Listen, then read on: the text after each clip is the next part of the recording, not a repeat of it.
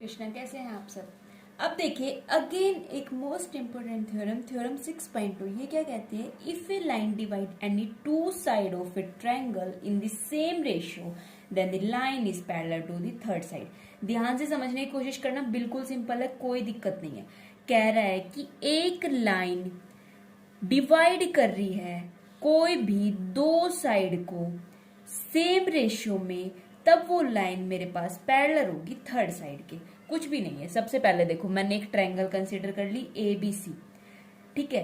अब A B पे एक डी पॉइंट है, ए सी पे एक ई पॉइंट है। ये डिवाइड कर रहा है, डी पॉइंट डिवाइड कर रहा है ए बी को, ई पॉइंट डिवाइड कर रहा है किसको, ए सी को डिवाइड कर रहा है।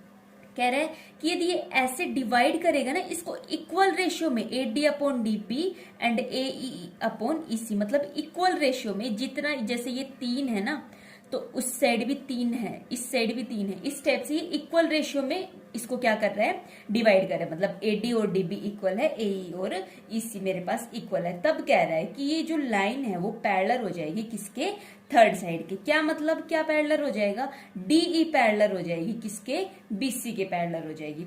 ठीक है, अब इतना समझ में आया, इतना समझ में आया तो देखो थ्योरम को प्रूव कर सकते हैं by taking a line, D E line को लेके इस टाइप से लिया है कि A D upon D B किसके इक्वल हो गया, ए ई अपॉन ई सी के इक्वल हो गया। क्यों, क्योंकि इसने बोला है कि लाइन डिवाइड कर रही है कोई भी दो साइड ऑफ ट्रायंगल को, किसमें, एक सेम रेशियो में।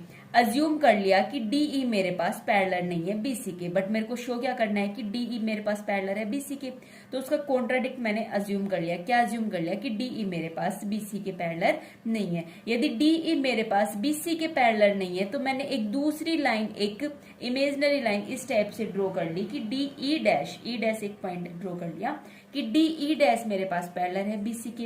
यदि डी ई डैश मेरे पास बीसी के पैरेलल है, तो मैं क्या लिख सकती हूँ, A D upon D B किसके equal, A E dash upon E dash upon C. क्यों लिखा ऐसा, कौन सी theorem, BBT, basic proportionality theorem, या फिर थेल्स थ्योरम के अकॉर्डिंग। ठीक है, ऐसा करने के बाद, इसके बाद मैंने क्या किया, ए ई अपॉन ई सी, ये मेरे पास किसके इक्वल हो जाएगा, ए ई डैश अपॉन सी के। क्यों, ऐसा क्यों हुआ, क्योंकि डी बी और ई सी इक्वल है। क्यों है इक्वल, क्योंकि इसने बोला है कि ये जो लाइन डिवाइड कर रही है किसके अंदर डिवाइड कर रही है, इक्वल रेशियो के अंदर। ए डी और नहीं सॉरी, डीबी और इसी कहाँ पे है मेरे पास, डीबी, डीबी और इसी इक्वल रेशियो में डिवाइड कर रही है ना, तो यहाँ पे ये दोनों रेशियो, ये दोनों मेरे पास इक्वल है, डीबी अपॉन इसी, ये मेरे पास इक्वल है। अब कह रहा है इसके बाद दोनों साइड मेरे पास 1 1 को ऐड करो। कैसे ऐड करेंगे, इधर देखो, ये मेरे पास था ए ई अपॉन ई सी, किसके इक्वल था, A E dash upon E dash C. दोनों साइड में सेम चीज ऐड एंड सब्ट्रैक्ट कर सकती हूँ। ठीक है, तो मैंने दोनों साइड क्या ऐड कर दिया, दोनों साइड मैंने 1 ऐड किया। 1 ऐड करने के बाद मैंने इसका क्या लिया, एलसीएम। एलसीएम लेने के बाद A E plus E C upon E C, A E dash plus E dash C upon E dash C. अब ये दोनों वैल्यू मेरे पास किसके इक्वल हो गई, ए सी के। इधर देखो, ए ई अपॉन ई, ए ई प्लस ई सी किसके इक्वल है, ए सी के। फिर है A E dash plus E dash C, ये मेरे पास किसके इक्वल है, ए सी के इक्वल। मतलब इतनी लेंथ, या फिर इतनी लेंथ और ये वाली लेंथ, ये सब मेरे पास किसके इक्वल है, ए सी के इक्वल है।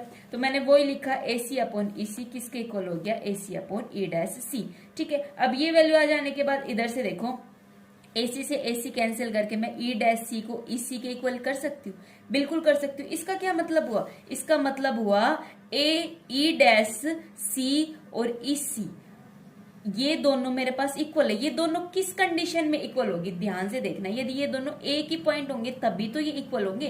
कोइंसाइड मतलब एक पॉइंट के ऊपर दूसरा पॉइंट है, ठीक है, तो वो मेरे पास क्या हो रहे हैं, इक्वल हो रहे हैं। इसका मतलब क्या हुआ, ई और ई डैश दोनों मेरे पास क्या कर रहे हैं, कोइंसाइड कर रहे हैं। ठीक है, इतनी सी बात समझ में, इतनी बात समझ में। तो इसके बिहाफ पे एक एग्जाम्पल देखो, क्या कह रहा है, यदि एक लाइन इंटरसेक्ट कर रही है ए बी एंड ए सी को एक ट्रायंगल ए बी सी में कौन से पॉइंट पे, डी और ई पॉइंट पे इंटरसेक्ट कर रही है, कि डी पॉइंट ए बी पे है, ई पॉइंट मेरे पास किस पे है, ई सी पे। रिस्पेक्टिवली का मतलब होता है जो बात पहले लिखी हुई है ये बात पहले के लिए है, जो बात बाद में लिखी हुई है वो बात बाद वाले के लिए। ठीक है, and is parallel to the B C, D E मेरे पास किसके पैरेलल है, बी सी के पैरेलल है।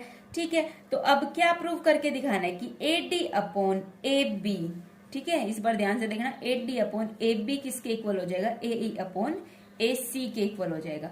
आई ना बात समझ में? तो कैसे होगा चलो देख लेते हैं।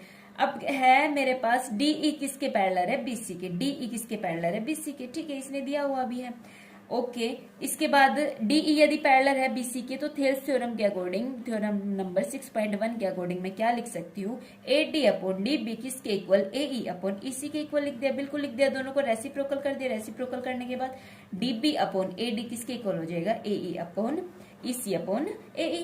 ठीक है, दोनों साइड मैंने सेम 1 को ऐड किया। 1 को ऐड करने के बाद मैंने इनका एलसीएम लिया। एलसीएम लेने के बाद क्या हो जाएगा, DB प्लस AD। अब देखो DB plus AD, DB plus AD, ये पूरा मेरे पास क्या है, AB है। इसी टाइप से EC plus AE, EC plus AE, ये मेरे पास क्या हो जाएगा, पूरा AC हो जाएगा। तो वही लिख दिया मैंने, AB लिख दिया, इधर AC लिख दिया, नीचे AD और AE चल ही रहे। तो प्रूफ क्या करना था, प्रूफ करना था AD upon AB equal to AE upon AC। कोई बात नहीं भाई, इसको रेसिप्रोकल कर दो। रेसिप्रोकल करने के बाद ये मेरे पास क्या हो गया, पूरा प्रूफ हो गया। सेकंड एग्जांपल कह रहा है कि ABCD ये मेरे पास एक ट्रेपेजियम है, इस टाइप से है कि जो AB है वो मेरे पास किसके पैरेलल है, DC के पैरेलल है। ठीक है, ओके। और जो E और F पॉइंट है वो मेरे पास एक नॉन पैरेलल साइड पे, कौन सी है non parallel side, AD and BC। ये नॉन पैरेलल साइड क्यों है, क्योंकि कहीं ना कहीं जाके ये मीट करेगी, इंटरसेक्टिंग लाइन हो जाएगी। तो ये मेरे पास पैरेलल लाइन नहीं है, इसलिए इनको क्या बोला है, एक नॉन पैरेलल लाइन बोला है। ठीक है, किस टाइप से कि जो EF है वो किसके पैरेलल है, ये मेरे पास AB के पैरेलल। EF किसके पैरेलल है, ये मेरे पास AB के पैरेलल है। AB मेरे पास DC के पैरेलल है, EF मेरे पास AB के पैरेलल है। अभी देखना क्या होगा। ठीक है, इतनी बात समझ में। तो शो क्या करके दिखाना है, AE अपॉन ED किसके इक्वल हो जाएगा, BF अपॉन FC के इक्वल हो जाएगा। बिल्कुल, कैसे करेंगे इसको, देखो ध्यान से। अब हमने ज्वाइन करना है AC को, ठीक है, AC को ज्वाइन करना है to intersect EF at the G। AC को ज्वाइन करना है, यदि ज्वाइन करेंगे तो इंटरसेक्ट करेगी EF को किस पॉइंट पे, G पॉइंट पे। इंटरसेक्ट करेगी EF को G पॉइंट पे, वो इधर है वो डायग्राम। ठीक है, अब देखना AB किसके पैरेलल है, DC के पैरेलल है, गिवन है। EF किसके पैरेलल है, AB के पैरेलल। EF किसके पैरेलल है, AB के पैरेलल है, ये बात भी गिवन है। तो इसके बिहाफ पे क्या मैं बोल सकती हूँ कि EF किसके पैरेलल हो जाएगा, DC के पैरेलल हो जाएगा। आया ना समझ में, कैसे, AB मेरे पास DC के पैरेलल है, EF मेरे पास AB के पैरेलल है, तो EF और मेरे पास DC भी दोनों क्या हो जाएंगे, पैरेलल हो जाएंगे। अब देखना इधर मेरे पास दो ट्रायंगल बन चुकी है। दो ट्रायंगल कौन कौन सी, ADC एंड ABC। ठीक है, दोनों ट्रायंगल बन चुके हैं। अब ADC ट्रायंगल के अंदर देखिए EG मेरे पास किसके पैरेलल है, मेरे पास DC के पैरेलल है। अब दो लाइन पैरेलल है और एक ट्रायंगल है, तो बिल्कुल सही काम हो गया। कौन सी थ्योरम 6.1 क्या कहती है, AE अपॉन ED किसके इक्वल हो जाएगा, AG अपॉन GC। इस टाइप के क्वेश्चन बहुत सब मिलेंगे आपको एक्सरसाइज 6.2 में। सेम इसी टाइप से दूसरी ट्रायंगल के अंदर GF मेरे पास किसके पैरेलल हो जाएगा, AB के पैरेलल हो जाएगा। ऐसा होने के बाद मैं क्या कह सकती हूँ, AG अपॉन GC किसके इक्वल हो जाएगा, BF अपॉन FC। इन दोनों के अंदर देखना, अब देखना इस एक इक्वेशन 1 एंड दूसरी इक्वेशन मेरे पास क्या हो गई है 2। इन दोनों इक्वेशन के अंदर क्या कॉमन दिख रहा है, AG upon GC, AG upon GC। क्या AG अपॉन GC, तो इन दोनों के बिहाफ पे क्या मैं AE अपॉन ED को BF अपॉन FC के इक्वल लिख सकती हूँ। आया समझ में, कैसे लिखा है, AE upon ED is equals to AG upon GC and AG upon GC किसके इक्वल है, BF अपॉन FC। तो इसका क्या मतलब हुआ, AE अपॉन ED किसके इक्वल हो जाएगा, BF अपॉन FC के इक्वल हो जाएगा। Very good. अब देखना एक और इम्पोर्टेंट एग्जांपल। ये एग्जांपल क्या कह रहा है, इस फिगर के अंदर मेरे पास PS upon SQ, PS upon SQ किसके इक्वल है, PT अपॉन TR के इक्वल है। और जो एंगल है ना मेरे पास, कौन सा angle, PST angle this and angle PRQ and angle this, ये दोनों एंगल मेरे पास इक्वल है। तब ये शो करके दिखाओ कि जो ट्रायंगल है PQR, ये बड़ी वाली ट्रायंगल मेरे पास आइसोसेलेस ट्रायंगल है। आइसोसेलेस ट्रायंगल क्या होती है, जिसकी टू साइड मेरे पास क्या होती है, इक्वल होती है।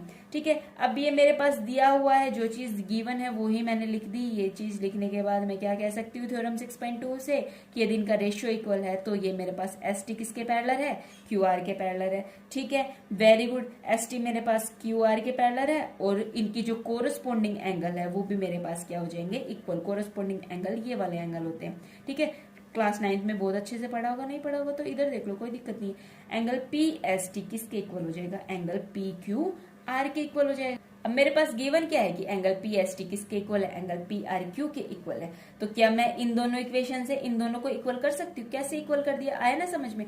फर्स्ट इक्वेशन क्या थी मेरे पास, एंगल पी एस टी किसके इक्वल है, एंगल पी क्यू आर के इक्वल है। तो देखना पी एस टी दो सेम दिख रहे हैं, तो बचे हुए दो मेरे पास क्या हो जाएंगे, इक्वल हो जाएंगे। फ्रॉम इक्वेशन 1 और 2 से मैंने ये लिख दिया। अब पी क्यू किसके इक्वल हो गया, पी आर के इक्वल हो गया। क्यों, यदि कोरस्पॉन्डिंग एंगल इक्वल है तो साइड अपोजिट है किसके, इक्वल एंगल के। अब दो साइड मेरे पास इक्वल हो गई तो वो मेरे पास क्या हो गई है, एक आइसोसेलेस ट्रायंगल हो गई है। ठीक है, इस वीडियो में इतना रखते हैं। नेक्स्ट वीडियो मोस्ट इंपोर्टेंट होगी। क्यों, क्योंकि उसके अंदर एक्सरसाइज 6.2 के सभी क्वेश्चन हम सोल्व करेंगे। तब तक